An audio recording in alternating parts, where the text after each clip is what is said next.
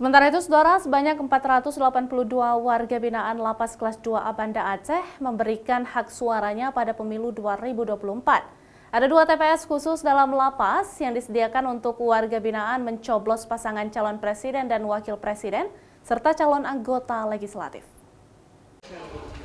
Kepala Lapas Kelas 2A Banda Aceh, Edi Sigit Budiman menyebut, jumlah warga binaan yang masuk dalam daftar pemilih tetap yang memilih di Lapas Khusus Kelas 2A Banda Aceh sebanyak 482 orang. Sedangkan jumlah warga binaan Lapas Kelas 2A Banda Aceh sebanyak 599 orang. Sehingga ada 117 warga binaan yang tidak bisa memilih karena nomor induk kependudukan atau NIK mereka tidak tercatat pada saat pendataan. Sementara dari 482 warga binaan yang terdaftar sebagai pemilih, ada 16 orang yang bisa mengikuti semua jenis pemilihan karena mereka tercatat sebagai penduduk di daerah pemilihan setempat. Sedangkan sisanya ada yang hanya memilih calon presiden dan wakil presiden karena daerah pemilihan berbeda dengan lokasi mereka mencoblos.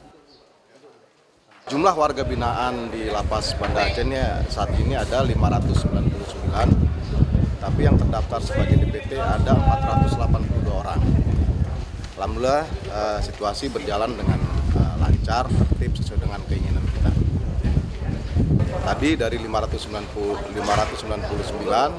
itu ada 117 yang tidak memiliki NIK sehingga mereka tidak masuk daftar pemilih. Jadi sesuai dengan KTP mereka.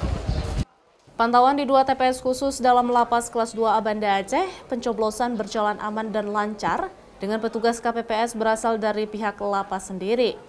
Sementara perangkat TPS lainnya seperti Linmas dari kecamatan setempat, termasuk hadir juga saksi dari partai peserta pemilu 2024. Mustajab, Kompas TV, Banda Aceh.